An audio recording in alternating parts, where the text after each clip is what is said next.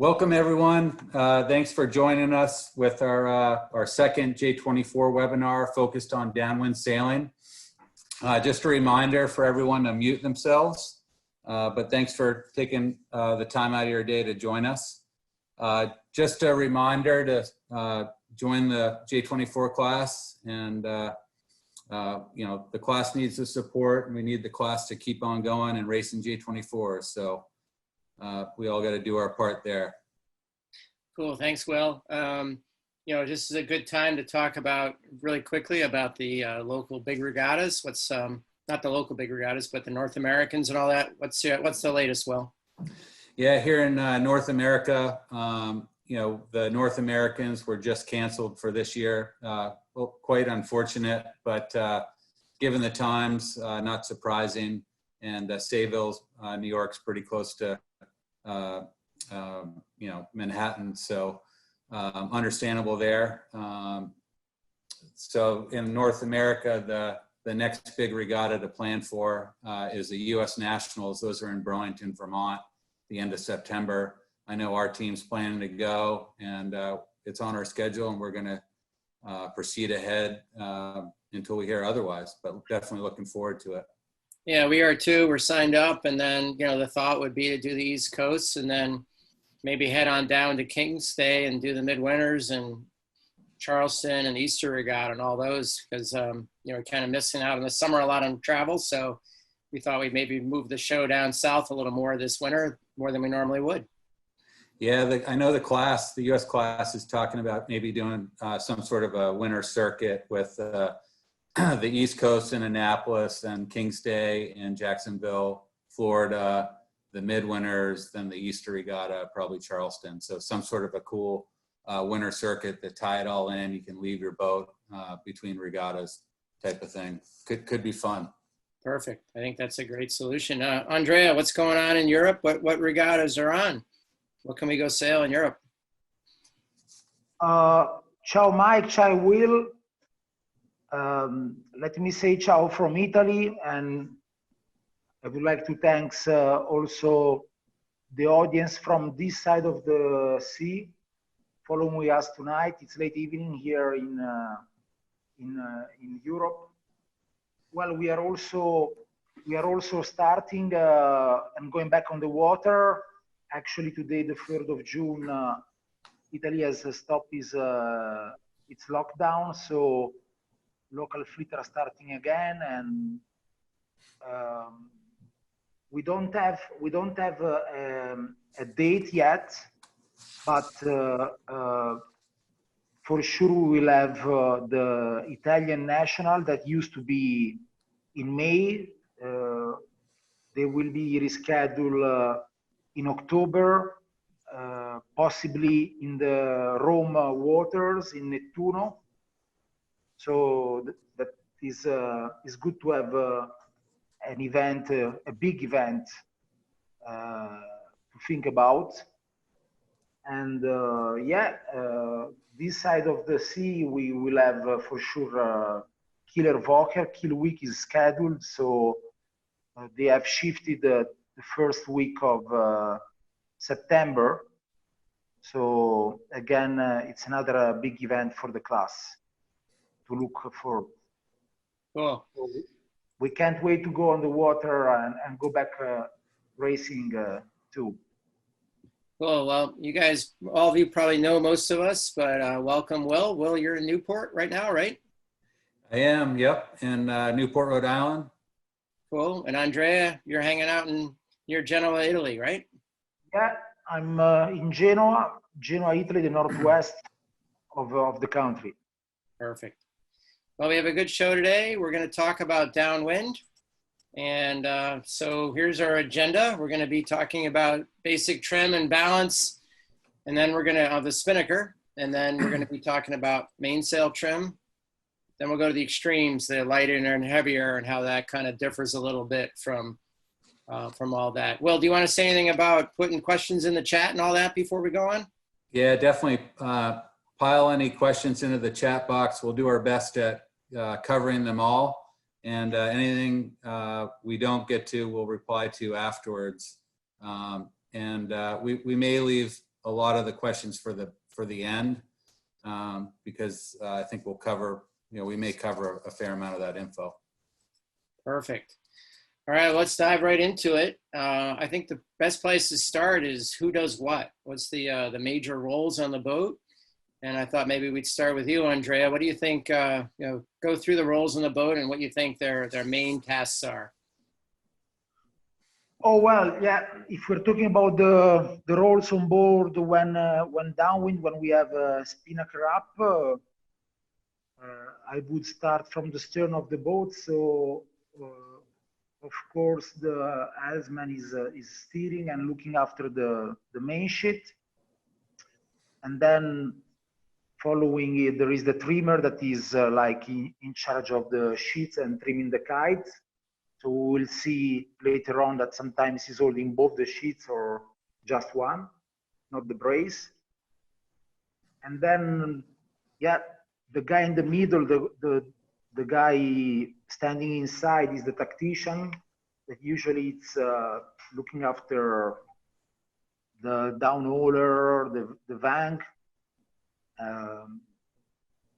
And then we have the mastman that is in charge of the barbers, and yeah, in front the bowman is taking care of the jib, is the only guy in front of the mast, and is very much in charge of the heeling and the balance of the boat. So those are the roles, and it's good for everybody to keep his duties. So how do you do in the States, Will? Yeah, very similar. We split up the jobs that way. The bow person definitely runs the bow, and the mast person is the backup. And downwind, the communication between the teams pretty important. And just working together, keeping the boat at the optimum heel and in the correct mode for the given condition. Yeah, I think the only thing I'd like to add to that is I think it's really important that you really divide out the roles really well. There's a lot to do, but there's a lot, I think the trimmer, for example, really needs to focus on trim. The Spinnaker somehow knows when the trimmer takes their eyes off it and immediately collapses. So everybody else has to do their job really well so the trimmer can really do his or hers with trimming without really having to think about anything else. I think that's pretty important. And same with the driver. You're focusing on the waves and every little nuance of heel and steering angle. You don't want to be thinking about, where the vang is and all that kind of stuff, at least not all the time. So that's my thought. Anything else to add, guys? Yeah, no, I agree with all that. All right. We're going to talk a little bit about the pole height and how far back the pole goes and all that sort of thing too next year. So it's a nice shot of Will going downwind. There's a lot of things I like about it. Andrea, can you tell us a little bit about what you see here? Oh, well, this is it's a good example of what you see is what you should do, or what you should look like. This is a great stern view, and the boat it's in a perfect setup for medium air, I would say, because what I like the best is that there is a little bit of a windward heeling, which really helps the exposure of the Spinnaker. It's really helping the Spinnaker to come to the windward side. Which is very important since we are always in this condition. We are always trying to sail low, and the best VNG usually it's the soaking mode. So you try to square pole, as we can see. You try to have. Andre, when you say square pole, you mean pull it way back, right? You're looking. Yeah, pull way back. Yeah, thanks for helping. And yeah, pull way back the more than you can, and yeah, you always have to adjust the pole. And actually here we can see that the Spinnaker, the leeward clue is actually right shaving or just on the edge of the forestay. So this is a good visual, is a good sign that you are basically maximum pullback, and the Spinnaker is with his maximum exposure. And yeah, the boom is completely out, and the main is hitting the rig. So all these signs means that the boat is in a great setup for a dead downwind. So I really like this peak, and I think is a good example of how you should look when you want to do a good VMG downwind. What do you want to add? Well, I think, Will, I was going to ask Will what, I think there's, how much you trim that sheet's a really important thing. So what are your thoughts on how you know the trim is right on your Spinnaker sheet? Yeah, no, we were talking about this earlier, Mike. I always like to see a little curl. I definitely start to get itchy if I don't see any curl. Every I don't know, few seconds. I like the trimmer to ease, to just see a little bit of curl on that first vertical panel up in the upper leach, and then trim it out so it flies flat and straight, if you will. That, if you think about it, it's all about maximum projected area, and that's the one time when the kite's actually flying that way. So you ease, find the curl, and then give a little trim on the sheet, and have the leeches kind of open up and fly maximum projected area at that time. So I like an active sheet, not too crazy, but just a little, ease, find the curl, and then trim it out. Ease, find the curl, trim it, and then trim it out. I like the picture here. I mean, it's really nice angle of heel. The weight spread out. Boat looks pretty settled in the picture. Yeah, I agree with you on the trim there. I think it's not that you're sailing to the curl all the time. You don't need it curled all the time. It's just that, when you don't see a curl, you wonder if you want to be close to curl. And if you don't see any curl, then you're kind of worried that maybe it's too tight. You really don't want to choke it off, but you don't really want it curling either. So I like what you said there, Will. You let it out a little till it curls and you pull it right back in. Yeah. Andrea, do you do anything different with trim than that, or is that about what you do?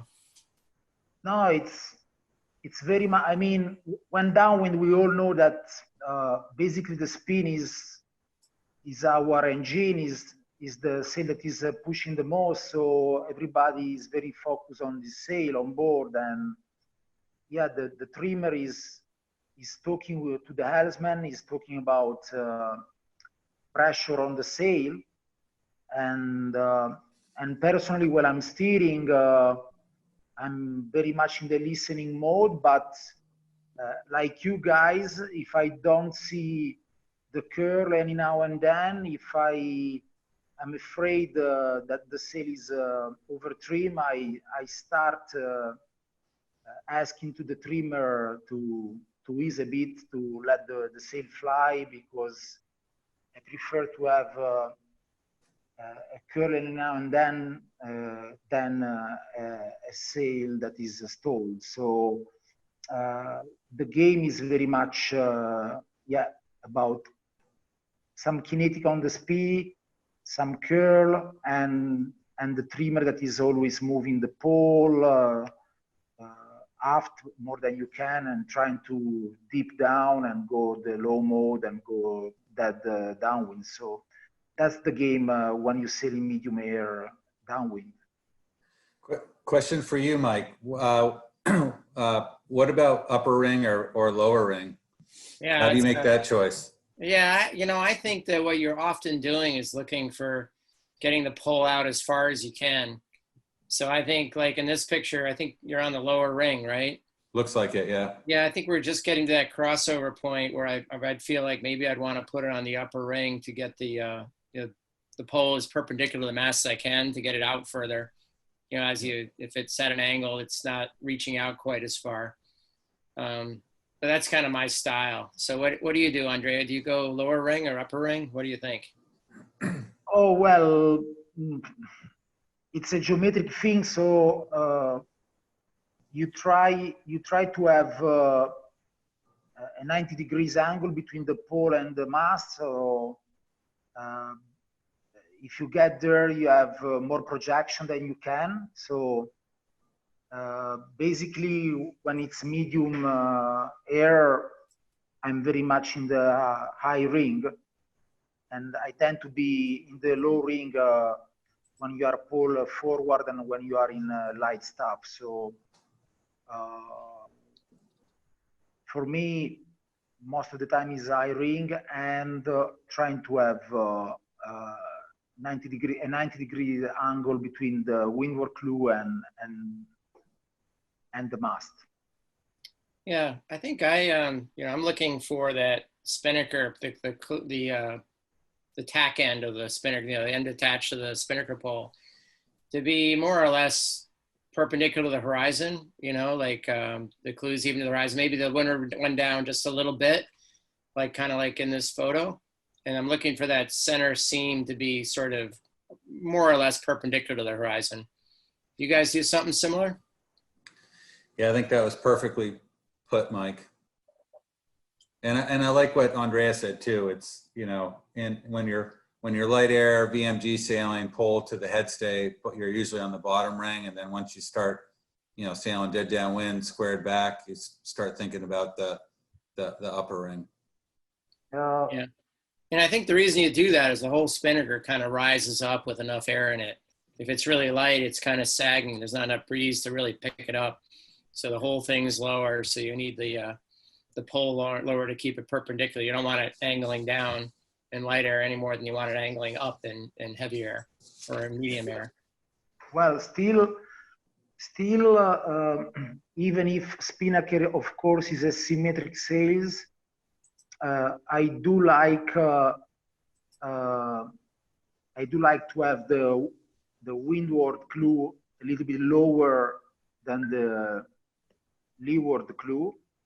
So I tend to sail that downwind with the J24 with a bit of an asymmetrical sail. So that's the way I like it. That's the way I adjust the pole height and the leeward barber. So what about you guys? I think that's about right. I think I'm always thinking that I want it pretty close to parallel to the horizon. I certainly don't want the pole end higher than the clew end compared to the horizon. So anywhere from where it is now or a little higher, I'd be happy. Any lower than that, I wouldn't like it. And if I got, a whole lot higher. So I think it's pretty close there. One thing I think we're always trying to do in the downwind mode is look like what we're trying to do is get projected area. We want as much area of the sail to see the wind as we can. And if you look at our angle from the photo here, we're kind of looking down maybe the direction the wind's going.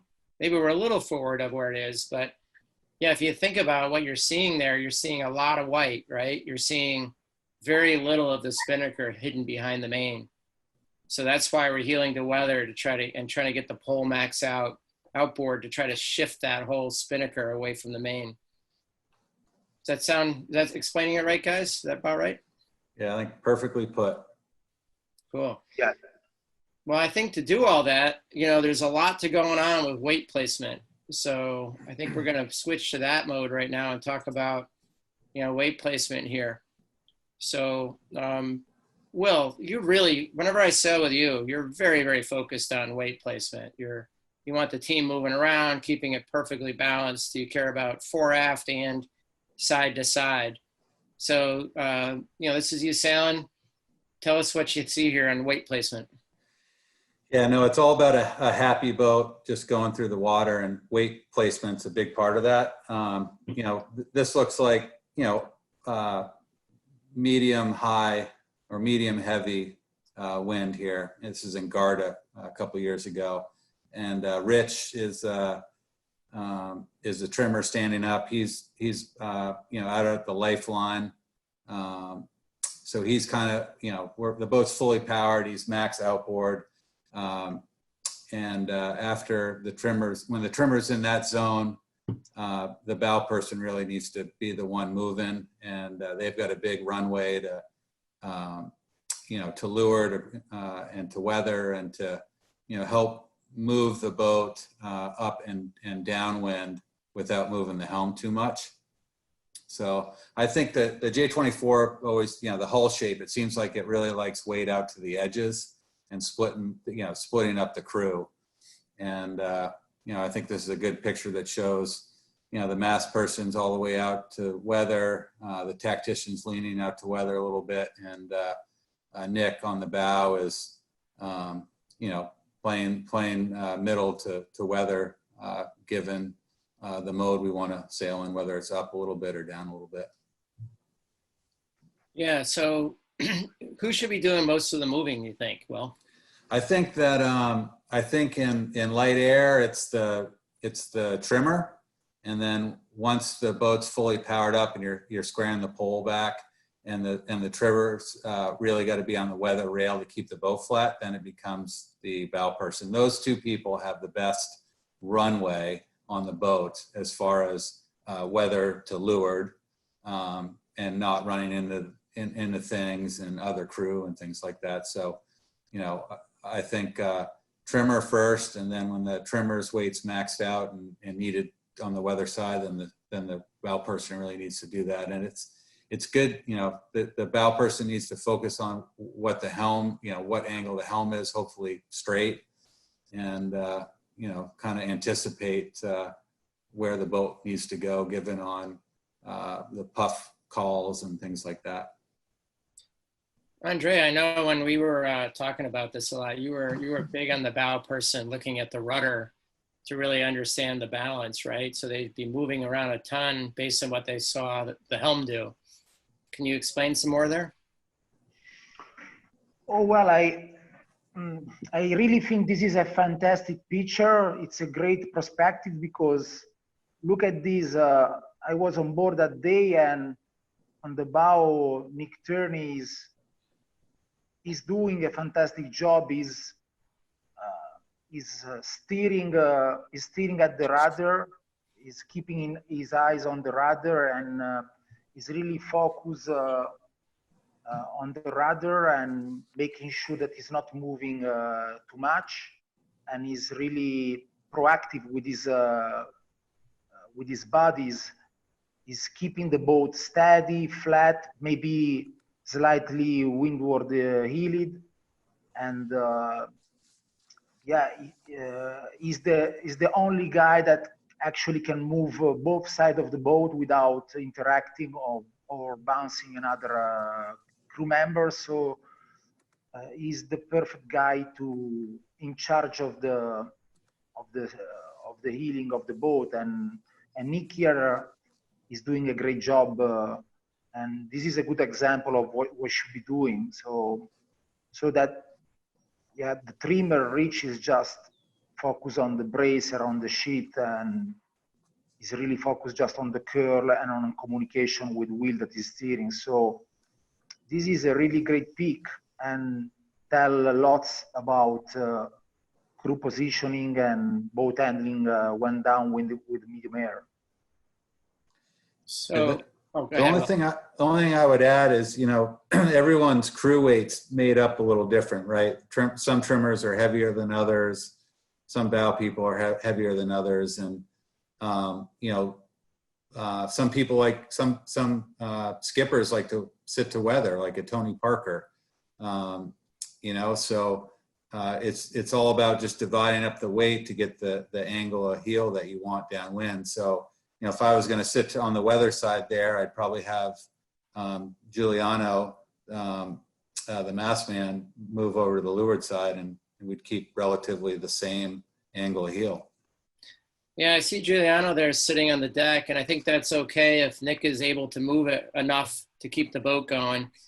I think if it got any wavier and the boat was rocking a little bit more, you'd need some help, right? And I think in that case, the mast person would get up on the balls of their feet and lean on the lifeline.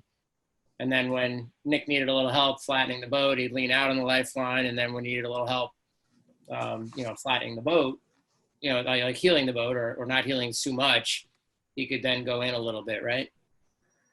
Yeah, that's exactly right. I think, you know, everyone needs to be on the balls of their feet, ready to move. And there are certain conditions where that's a must, and there's other conditions where just having the weight kind of stationary, not moving around, is a good thing.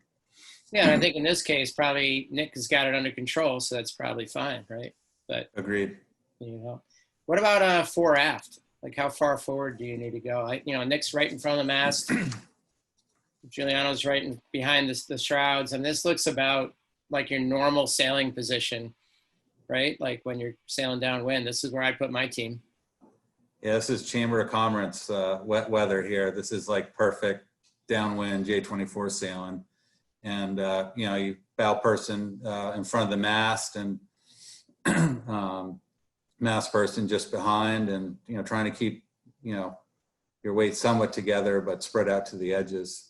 The only person that should be in the middle of the boat is the tactician.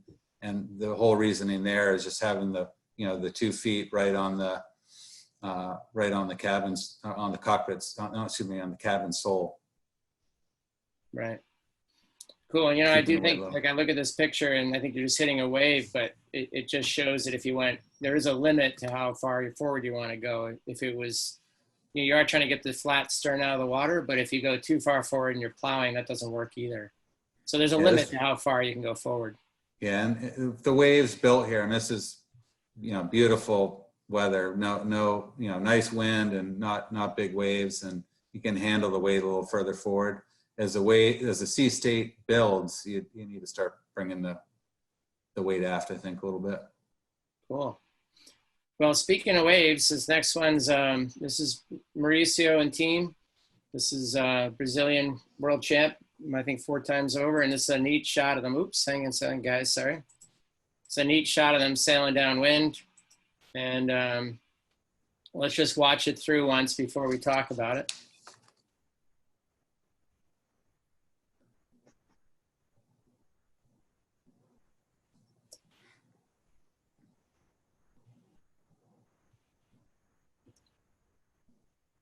So, Will, maybe starting off with a weight placement there. They're a little bit further back than our last shot, right? Yep. Yeah, the waves are bigger there. And what I like is, a lot of the crew weights around the mast. You see that they've got, the tacticians come out of the hole, if you will, out of down below and sitting on the leeward rail, mast persons over leeward rail. Mauricio standing up so he can see the waves and drive to them a little better. The big thing is by loading up the leeward rail, it allows you to sail a little lower and steadies the movement of the boat a little bit. But all looks pretty good. The other thing I really like about this is, the bow man is holding the fore guy, and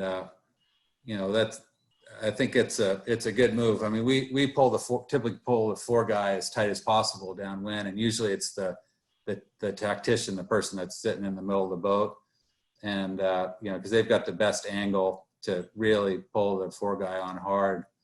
And I think that any sort of powerboat chop or big waves, we ask the bow person to put their weight on the fore guy and hold on to it as tight as possible, just to give it, some more stability. So what do you see here, Andrea? Oh, well, it's a completely different situation from the previous peak. Before we were in flat water in a lake, and here instead we have some chop and some swell. So there is more kinetic in the boat or in the sails. But what I really like of this video is the second part, where you can see and focus very much on the helmsman, on Mauricio. Is waiting for the proper wave, and now and then is ready to pump the mainsail, and is also pushing the helm, bearing away. Is doing both the things to try to catch one wave and do a little bit of a jump forward. So, and I do think I found myself also standing and now and then downwind. Because sometimes if you stand steering, then you can do the little fine tuning of the healing, and you can switch position now and then. It's pretty tricky. You have to do it when you are confident with your steering, but it could be of help. So for sure, Mauricio is standing to see in front of the boat to catch the waves, but maybe is also swapping position and now and then. Do you guys always steer the same side, or you find yourself swapping position, steering sometimes to windward, sometimes from leeward? Yeah, for me, it's, you know, you got to steer where you feel most comfortable. And for some people, that's to weather. For some people, that's to leeward. For some people, that's standing up. You know, I think that personally, I sit to leeward. I like sitting down there. I can play the main really nicely, and I can still see behind me when I need to, and I feel pretty comfortable there. As it gets, you know, if it's windy and we got the blade up and we're going downwind and it's, you know, it's windy, then I'll probably sit on the weather side. Sometimes, like this is a good scenario to you know, stand up, and it allows you to pump the main that much better. And you know, it's all about you know, sitting or standing where you feel most comfortable, and you can drive the boat. I don't stand up very often, and I almost always sit to leeward, but there's always the exception. If I need to pull the main a lot for big pumps, I might stand up, and I also, every once in a while, I might switch sides, go to weather if I just feel like, especially if it's just like a temporary, we need a little more weight to windward, and instead of asking somebody to move, it's easy enough for me to do it. I might come to weather for a little bit. But mostly I'd rather just focus on the steering and getting the main pump right. So I just stay to leeward and pump it. And, you know, there's not a lot of people that stand up the whole time like Mauricio does, but it works for him. So maybe I'll try it some more. Yeah, get comfortable with it. Yeah. You know, I think if if you are on, you know, if you're not used to it, you know, it's definitely not for everybody. All right, cool. I had one question that came through a little bit ago. I know we'd say we'd save it to the end, but there's a question on twings and location on the boat. You got any thoughts on that, Mike? You know, as far as forward or aft, or like I know on the Italian boats, they're right at the beam of the boat. Yeah, U.S. boats are right where they are in the blue boat.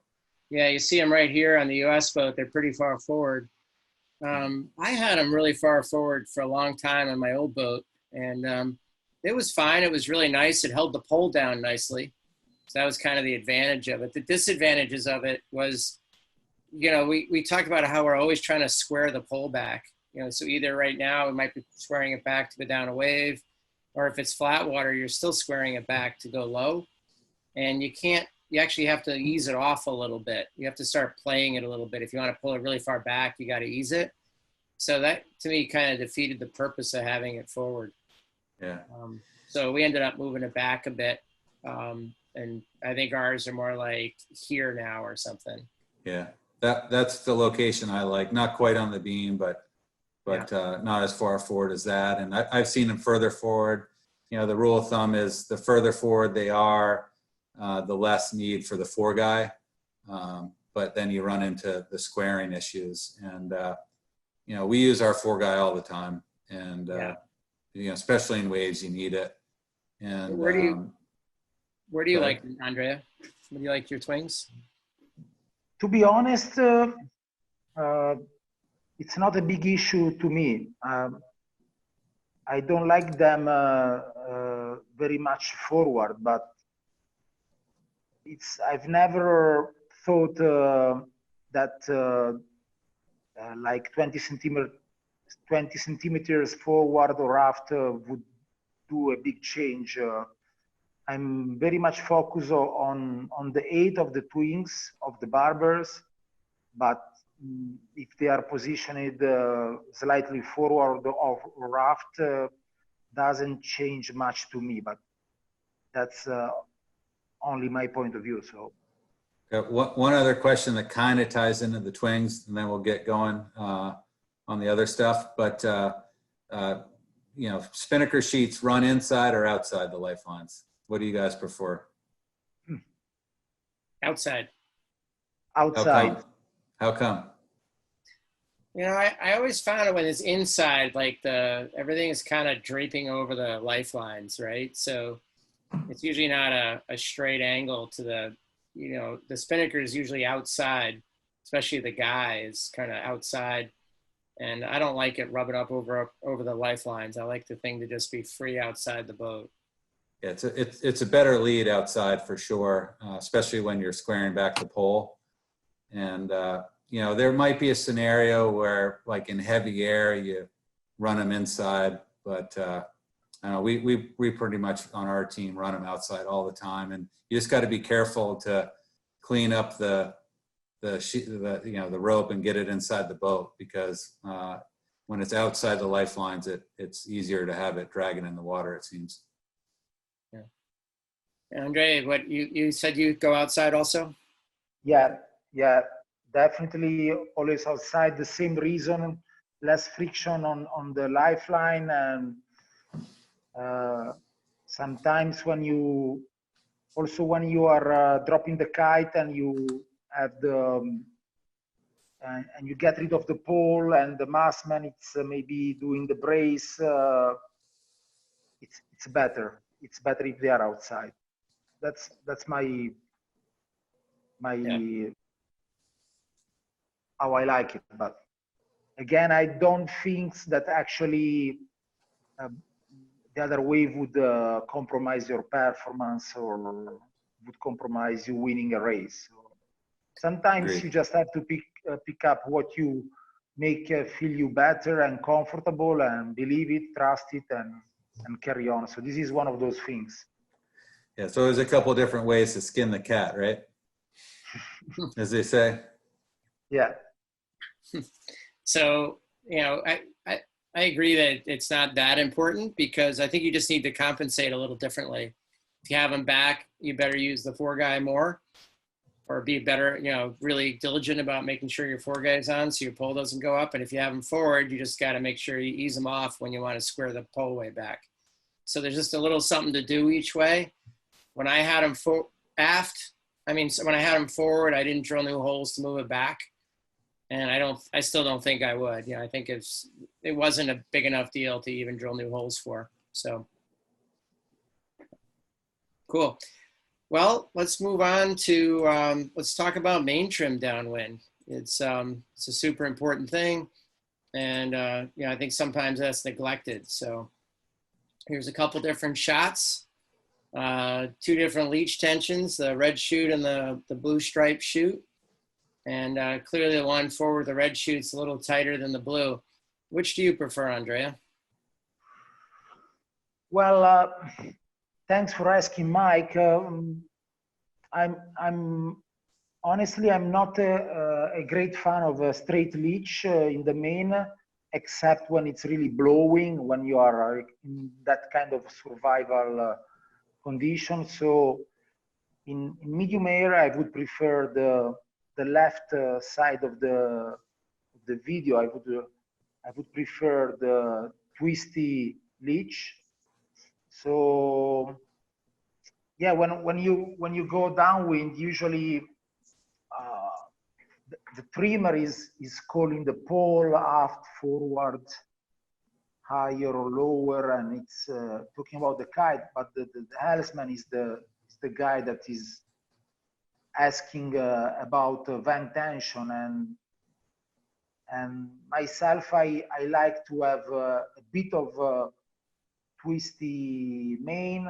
Maybe I do sail a touch more with a touch more of main sheet, and I like to hold the main sheet ropes in my hand. And when you have a little bit of loose leech, you have more kinetic on the main, so you have also some bite in the main sheet ropes. So I prefer a little bit of twist and a little bit of loose leech and a little bit of kinetic in the main. So I also do feel something in the hand of the main sheet, not only in the other end of the rudder. Does that make sense to you guys? Yeah. But Will, what do you see? Like, why do you think we need to twist like that? Like, why don't we want it to look parallel to the boom, top bat and parallel to the boom? I mean, I like to sail the twister main, especially in the waves. It just frees up the boat, the helm, so I can really steer down when I need to and up when I need to, and it just gives a freer helm, if you will. You know, I always kind of set it up a couple of degrees open from parallel in the waves. Yeah, I kind of like it. The way I look at it is, you know, you're going pretty much dead downwind in these pictures. And so you want, if you're going to that projected area idea we talked about before, you want the main out all the way. If you could get the boom out to 90 degrees, you would, but the shrouds are in the way, right? So you can't, you're kind of at the max you can let the boom out. So to me, the top is kind of perpendicular to the boat, right? If you're going dead downwind, going to that projected sail area idea. So I almost think if there were no shrouds there, and you could hold the mast up, right? If you could let the boom out further, you'd probably have a little tighter vang, and it probably would be top bat and probably would be parallel to the boom, right? Agreed. Yeah. But, you know, Andrea, you said something early on that I just wanted to come back to, and you said that, you know, you like it when the leech is kind of pumping a little. What do you mean by that? Well, yeah, I mean, we all know that basically when downwind, you don't have to break the 42 rules, the pumping rules. So you have to be a little bit steady with the sails. But on the other side, we all know that moving and adjusting the sails and some kinetic, it's creating energy.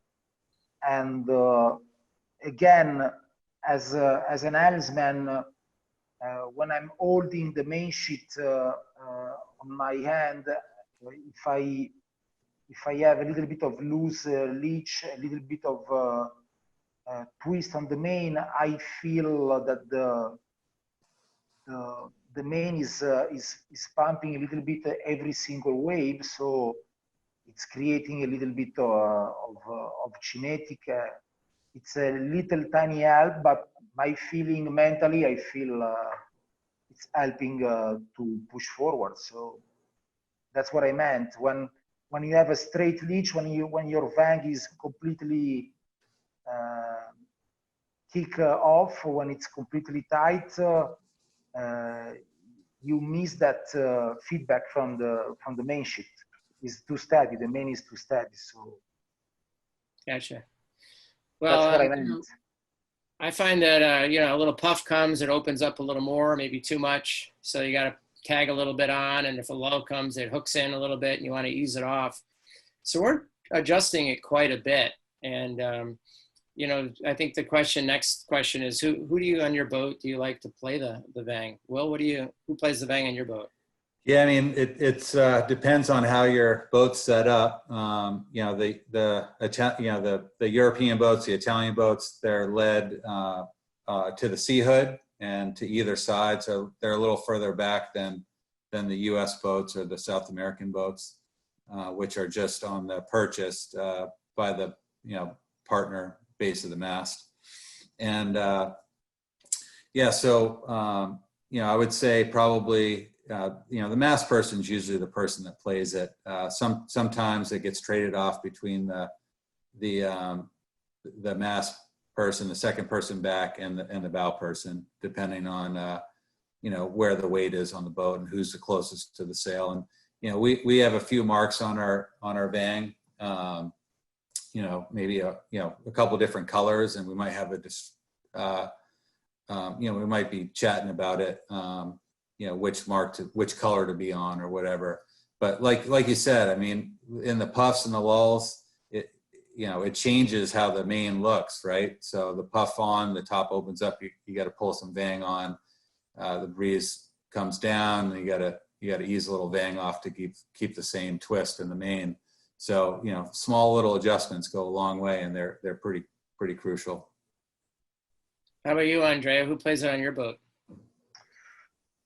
Well, on my boats, usually it's the guy standing inside the boat or in the middle. So it's the tactician. So the helmsman, it's calling the vang tension, and yeah, and the tactician is adjusting. So I think for both the tactician and the helmsman, which are the most stressed people on board, is a little bit of a chewing gum when downwind, because one is calling, the other one is reacting, and so you can leave the trimmer doing the most important things, you know, the main job, which is trimming the kite, which is the real engine of the boat. So you need a chewing gum every now and then when racing to let the stress out. For me, it's the calling the vang tension. Gives him something to do so he doesn't freak out, huh? Sounds great. I get itchy about the vang too, Andre. I know what you're talking about. You know, I like it when our mast person usually does it, and I like it when they make their first guess, like a puff comes, it opens up, and then they do their best they can, and you know, they trim it on a little bit, they get a lull, they ease it off, and then, you know, I might take a look, and most of the time, after a while, especially when they practice it a bunch, they get it right, and you know, I might adjust a little from there, but I like to have them do it proactively, do the first best guess, and then I might tweak it from there based on what I feel on the helm. I also like to see it ease when I want to go down. If I want to go deep, I'll ask for it a little more open so I can bear off. And if I need to go high, just the opposite. So, you know, especially if the tactician's calling for something tactically, hey, sail high here. We got to get off one of this boat. I'll say, hey, tag on the back, the vang just a little bit. So. Yeah, I mean, I think you bring up a good point there, Mike. It's, you know, it's a team effort, and knowing your jobs on the boat and owning them, and knowing, like, if one of your jobs is to trim the vang, know what it's doing with the sail and why, and what it should look like, so you can just own it. Perfect. And that goes around the boat for all the jobs. All right, cool. Well, now let's look at this video of downwind in light air, and this is pretty light, right? The you know, this is Baba Louie, this is Mark Laura's team in Seattle, and you know, when I look at this, I see an awful lot more curl than we saw in that run mode, right? So I see it as wind is trying to go flowing across the sail, where in downwind mode it's sort of flowing really top to bottom almost. You don't need as much curl. You want to be close, but you don't need to fly it like this. So I think this is correct. You want to sail with a lot of curl, and you're always adjusting it just a little bit to do that. What do you think about that, Will? Yeah, no, I totally agree. And you know, one thing I wonder is, it looks like the luff of the main is luffing a little bit. I wonder if we could, you know, trim the sail in a little bit. You know, I like to sit to leeward and all the way forward in this light air like this. I'd be all the way forward. Looks like Mark is too. He's just on the weather side where he feels comfortable. But yeah, in front of the traveler all the way to the winch. And then, you know, I like to have the main sheet, all four legs in my hand and playing it. And a lot of time in light air, I'll you know, slightly over trim the main just to open the slot up between the spinnaker and the mainsail. Yeah, I think I might be sitting to leeward in this just for that reason. So I could just reach up and grab the parts of the main, and, you know, like every once in a while, if the apparent wind goes forward and the trimmer's got to trim the spinning a lot, the main will luff. Yeah. But it's only for a really short amount of time. I don't want to pull it in through all the, you know, through the cleat with all the partners there.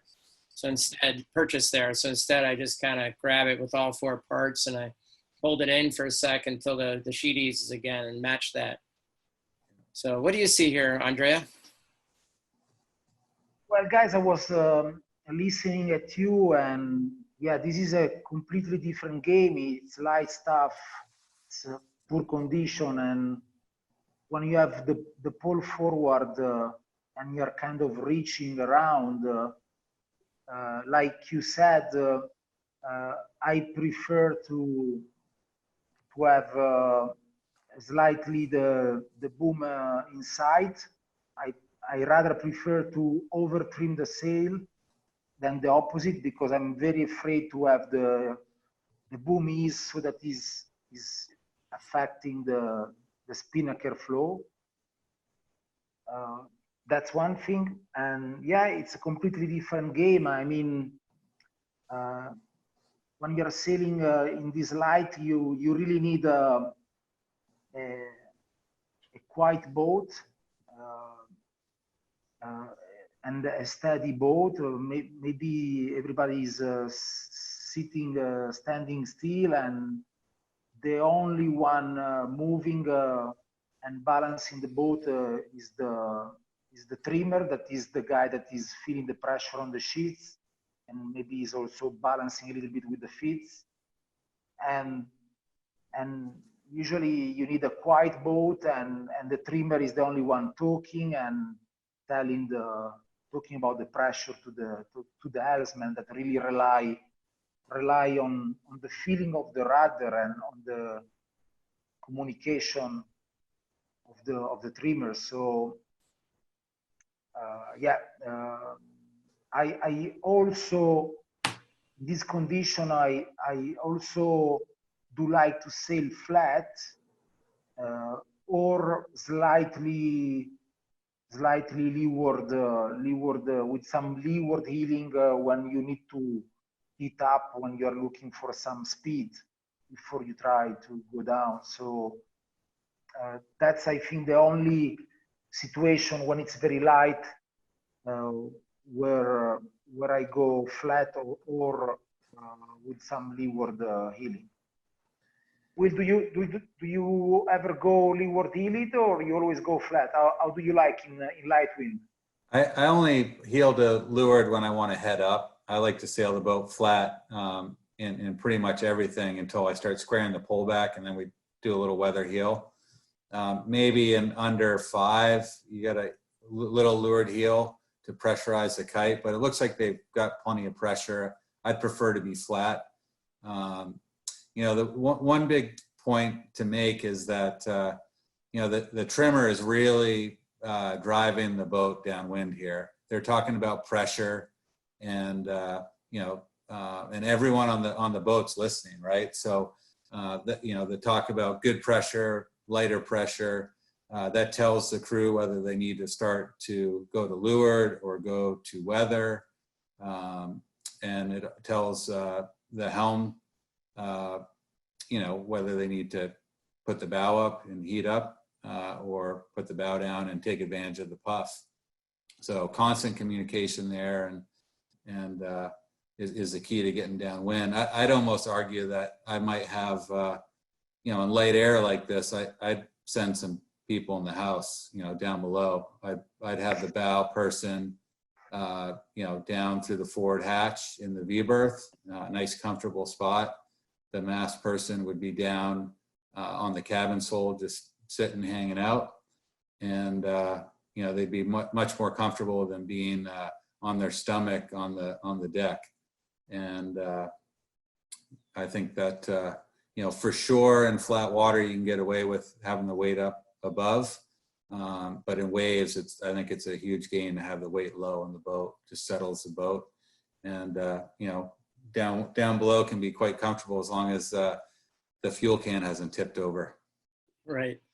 You know, we use a language on our boat. You know, the trimmer is always communicating with the driver, and we're going back and forth, and, you know, they'll give me a scale of how much they want me to steer. So like they might say good pressure, down 5. And that's why I say copy down 5, and I bear off a little bit. And at the same time, they'll step to windward a little bit more. So they're also steering, you know, they're telling me with their words, but they're also telling me with their stepping. So while they're saying down 5, they're stepping to weather, and the helm is sort of already steering the boat. And but by saying down 5 or down 10, I have a scale of how far they want to go. And I do the same thing. Like sometimes I'll say I'm coming up 5, and they say great, or coming up 10, and they say no, I got good pressure, and I'll say okay, I'm holding, because sometimes I'll try to initiate it, and but they'll override me. So we have that conversation the entire run. Yeah, it's key to have the conversation, and the words you use changes from team to team, but having a back and forth and knowing what to do with information is the key. Yeah. Question for you, Mike, came through in the chat box from Stephen Bush. You ever look at your telltales downwind on the main when you're trimming it? The leech telltales, and if you do, what are you looking for there? Yeah, so in this condition, upwind, I'd be looking at the leech telltale all the time to see the percentage of flow. Downwind, I don't really look at the leech telltale much. I'm flying it the main a little bit like I do the Spinnaker, which is I sort of let it out until I see a little backwind, and then I pull it back in. I don't want to see backwind on it, but that's how I know how to trim it. I don't want to be out too far. I'd like to. I think Andrea said it before that he'd rather be a little too tight than a little too loose, and that's because you really don't want to squeeze the main into that slot between the Spinnaker and the main and cause backwind. I think particularly in this light stuff, that's slow. But I'm not looking at the telltale to do that. I'm looking at the front of the main, and I'm experimenting every once in a while and letting it out a little more and seeing if I can get away with it without any bubble. And then if I see a bubble and I think it's temporary, we talked about before, I'll grab the parts of the main and pull it in until that bubble goes away, and then I'll let it out again. Does that make sense, guys? Do you do anything different than that, Andrea? For sure, as I said before, I prefer to be downwind in light stuff with a slightly over trim mainsail instead of a mainsail that is too loose and that is bubbling in the flow of the Spinnaker. So rule number 1, you don't have to let the mainsail go in the Spinnaker flow, because the Spinnaker is actually pushing you downwind, is your main engine, and you have to make sure that the Spinnaker is flying properly and the leeward flow is free to go. Perfect. So we notice in this picture, this is Scott Milne and team out this is that same day, and just one more knot of wind or a half a knot more wind, they're able to really square back, right? It's still pretty light, but they can square back. How do you guys know how high to go and how low to go? Like how do you know when you can go into this sort of more run mode? What do you guys think? Well, it's really a good question, Mike, and I think these conditions are really tricky when it's light wind, because this is when you really have to change gear. You have to be able to change gear, and maybe when it's very light, you can go as before in the high mode with the pole forward, but then if a puff is coming, you have to be able to change gear and move the pole aft and bear away and take the puff and go low. So I think that the crossover between these two modes, the high mode and the soaking mode, is 5-6 knots of true wind speed.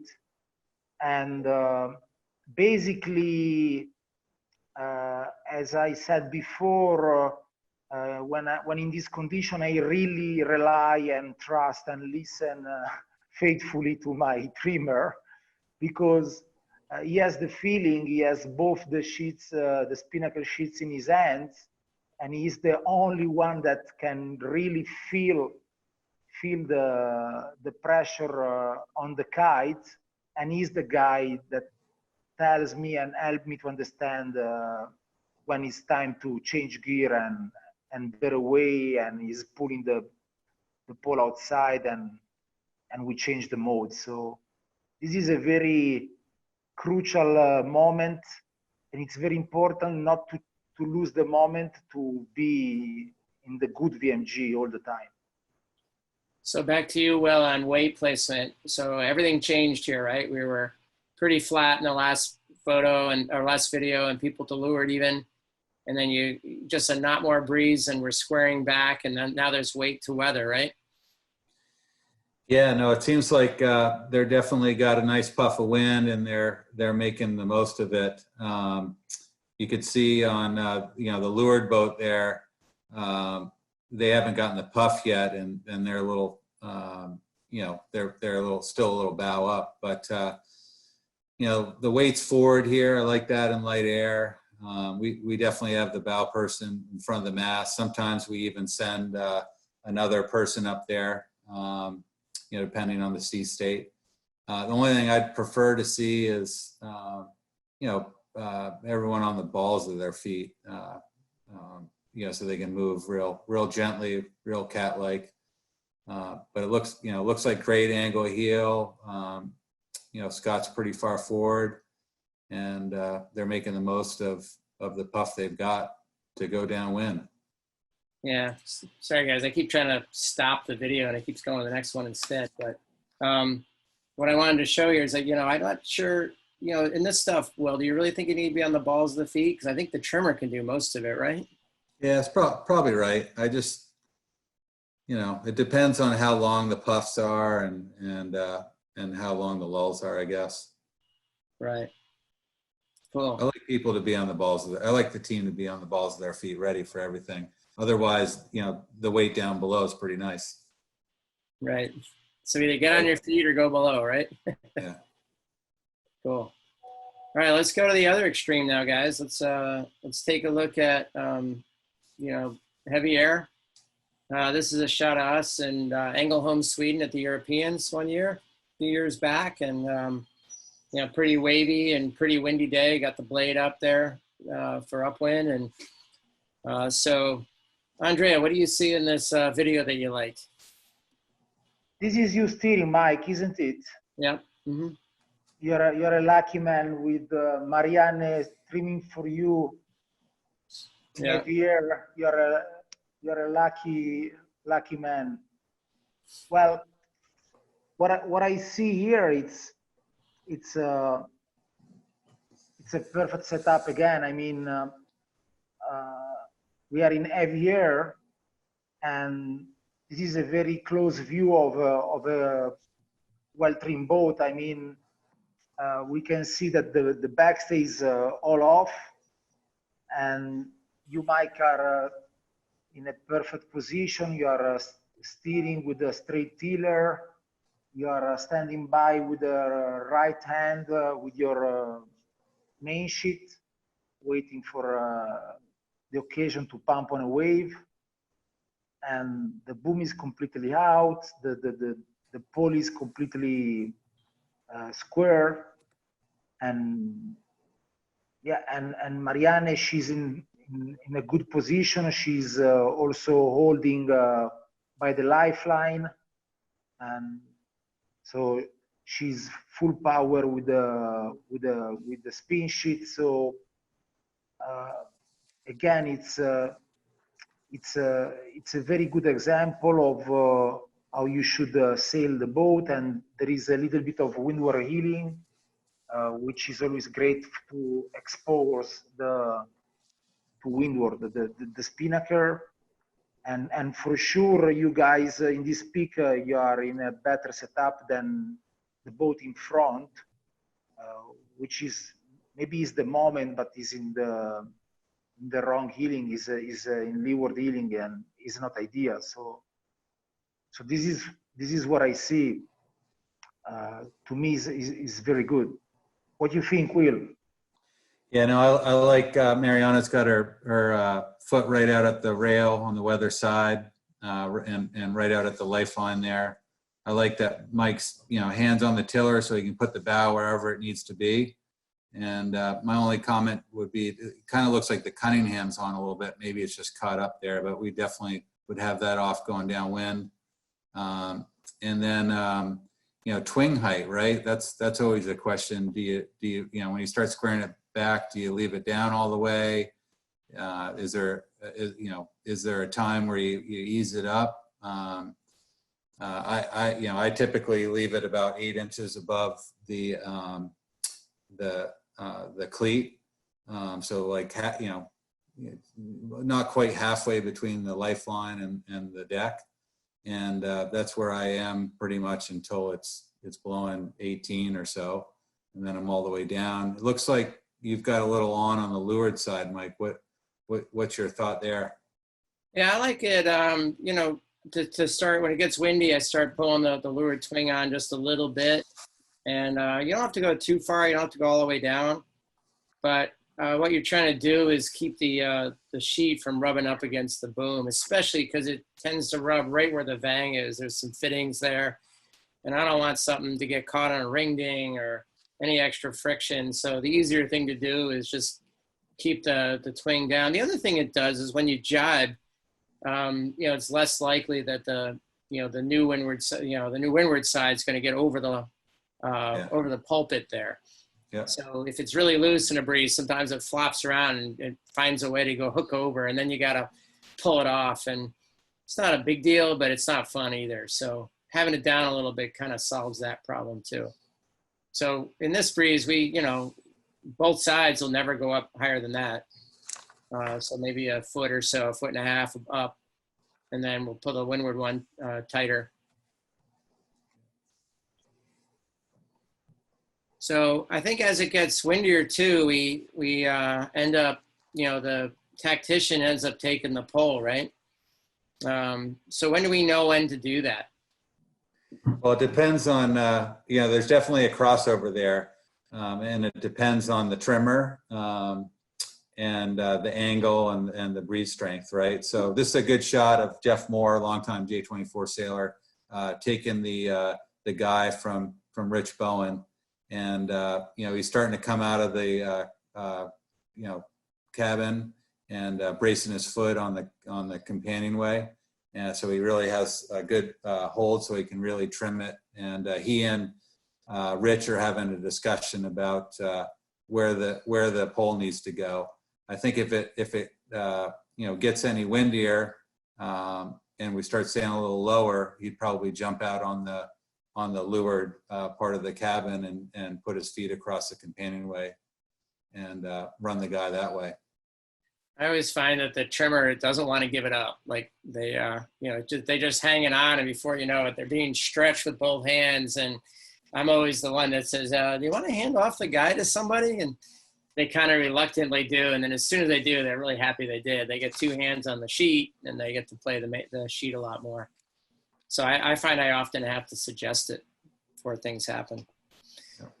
So a lot of times you end up doing that because you need to pump in waves. So next up here is we're going to take a look at that. Here's a nice video of John Malacone and Tim Healy and Colin and all those going downwind. This is Newport, right, Will? Yeah, that's right. This was a day a couple years ago that we went outside off of Newport and did a lot of upwind and a long downwind. I think we nearly got to Block Island, but this is coming into Newport right off of Castle Hill, and it's usually a pretty nice place to sail in the waves. They stack up pretty nicely there, and this is a great video, one of my favorites of John Malacone and team, just really working the boat, steering in the waves, and pumping the Spinnaker, and it really showcases how you should move and steer a J24 in waves for maximum performance. If you see about 10 seconds in here, they pump really well together.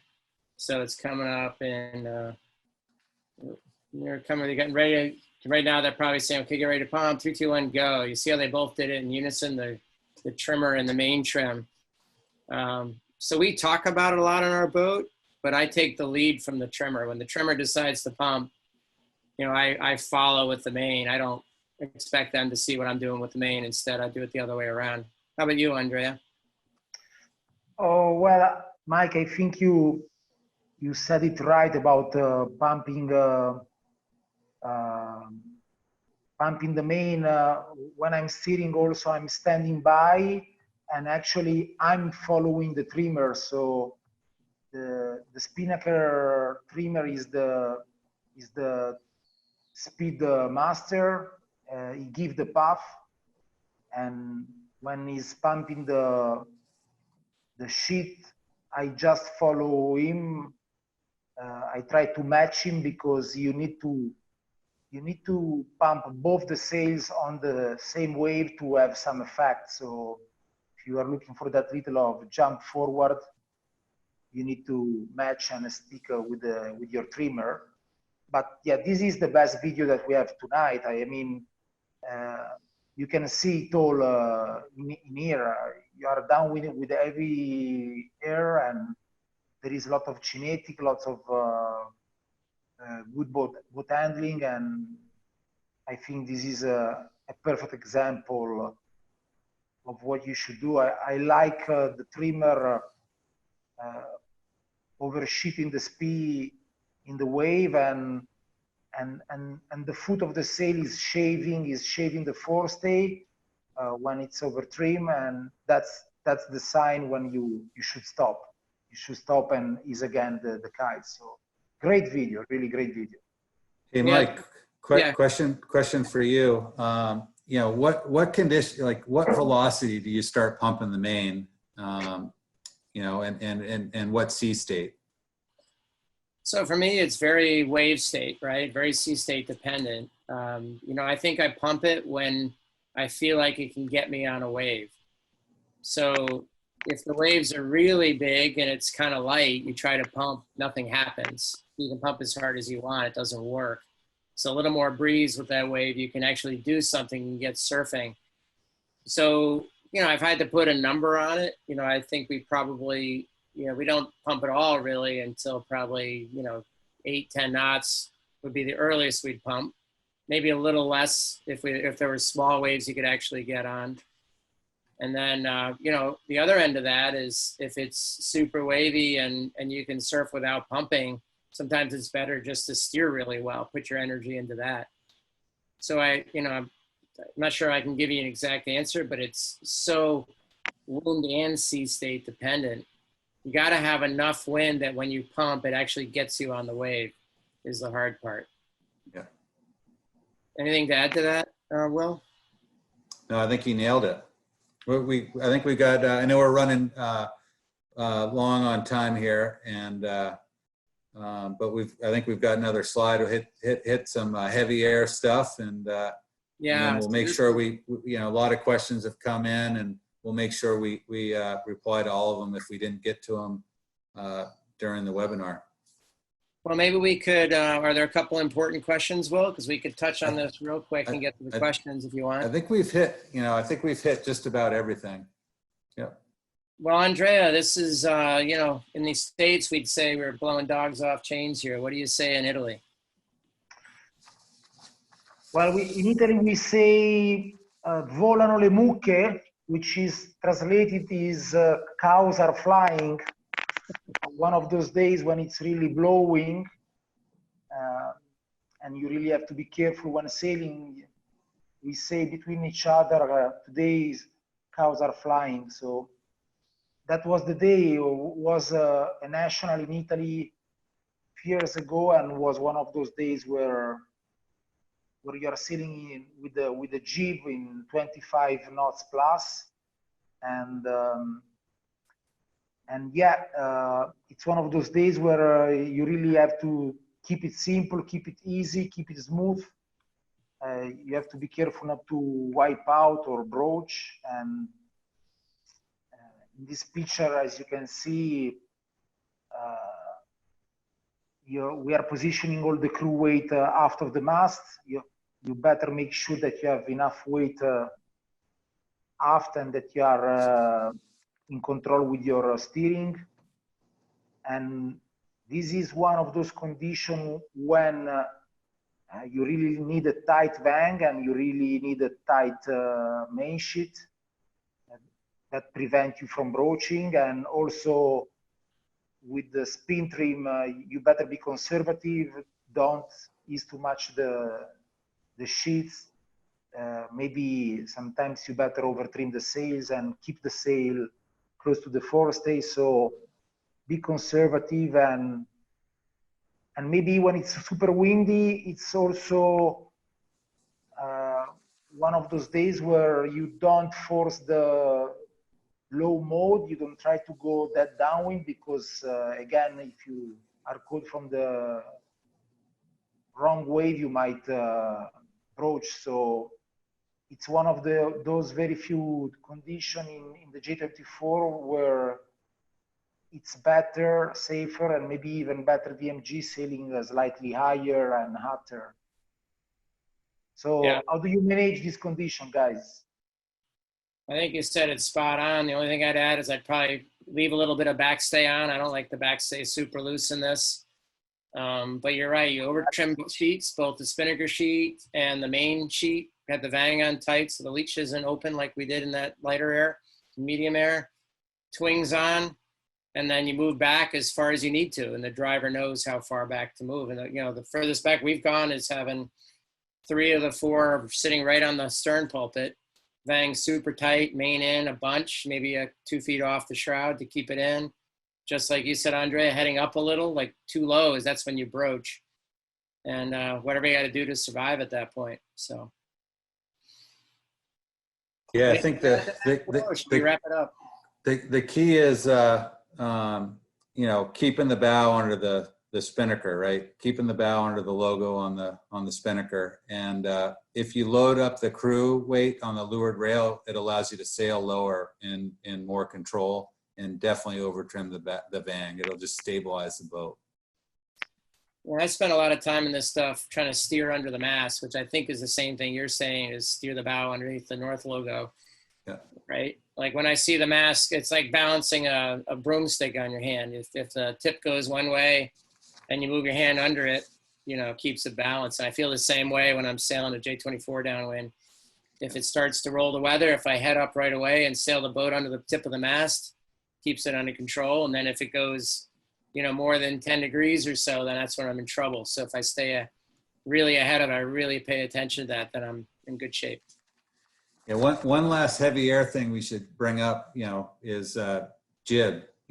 Is there a point where you leave your jib up? Ever downwind in heavy air? Andrea, do you ever leave it up? This is pretty windy and your jib's down, right?